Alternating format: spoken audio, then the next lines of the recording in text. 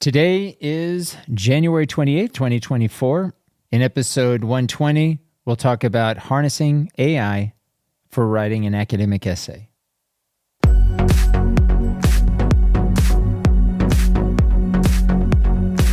Hello and welcome to ELT Cast, an educational podcast making English language teaching and learning more transparent. My name is Benjamin Stewart at benjaminlstewart.net. Before we get into today's topic, if you have any thoughts or experiences that you would like to share, feel free to reach out to me at my X channel at BNLEEZ.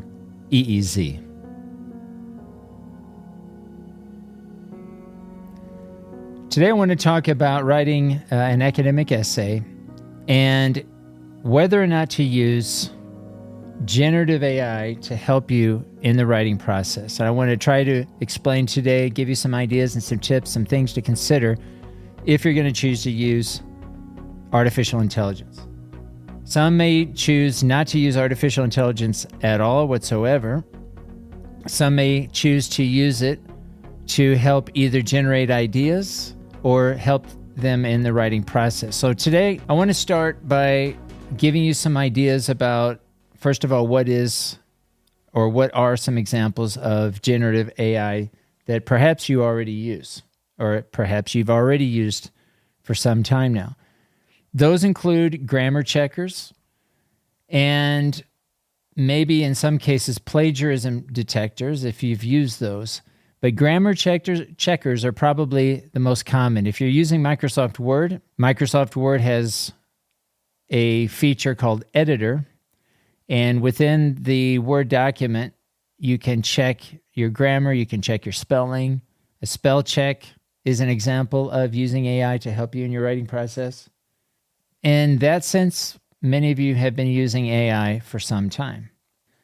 Some other examples of software that would help with grammar that might be Grammarly, ProWriting Aid, Quillbot. But I encourage you to use these types of grammar checkers to the degree that you understand the changes that you're making. So, for example, if you're using Editor in Microsoft Word and it's giving you some suggestions on things to change in your text, and you're not exactly sure in what way it improves the writing, if you're not sure what the error is or what the suggestion is referring to, my suggestion always is to either first just avoid it and not change it at all, just leave it the way it is, or perhaps investigate what they're referring to, look it up online, check with your instructor, check with me to understand what the change means or what it implies. So that would be my suggestion on using any kind of grammar checker that goes beyond just a simple checking of, let's say, spelling.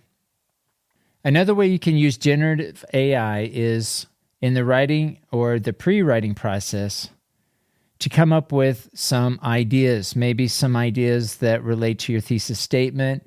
Maybe you can use AI to come up with some ideas for outlining or coming up with a good structure for your essay.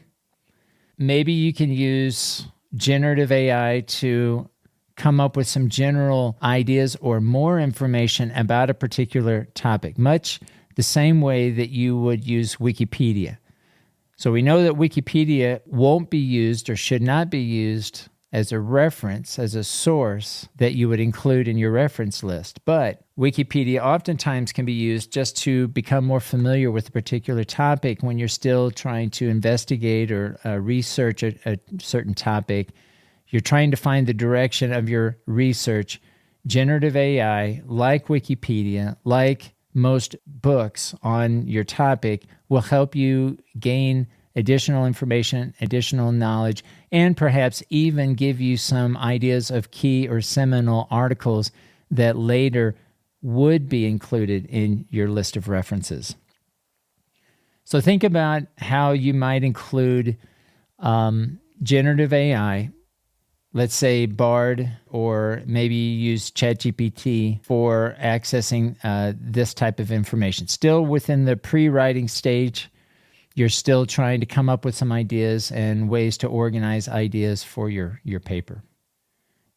Another way you could use AI is to help you generate stronger arguments, analyze those arguments, maybe even avoid fallacies. So just by putting in information that you're thinking about, you can find ways to present stronger or more robust articles. A final way that you could use generative AI is to present your final draft and have it check your overall text. And this might give you some additional insights on some changes that you still need to make. So to conclude, we don't want to be using generative AI to generate complete essays or paragraphs or sentences. We want to use it more in the pre-writing stages of our writing, and we can use it to check our work, but not to generate our texts. Okay, so plagiarism is going to be very important.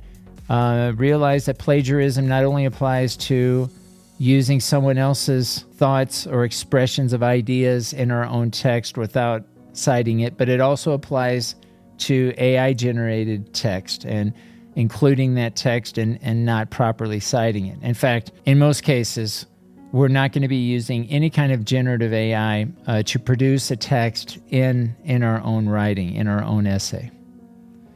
Also realize that generative AI may produce hallucinations or also biases. So we also need to be aware of that is a limitation that we need to take into consideration when we're considering using generative AI in our own writing. So I think we'll stop there. If there are any questions, my suggestion would be to always reach out to your instructor and be transparent in how you're using AI with your instructor. And always make sure that you're on the same page with your instructor in terms of to what degree AI should be used to complete your writing assignment. This is ELT Cast, an educational podcast making English language teaching and learning more transparent. Thanks for listening.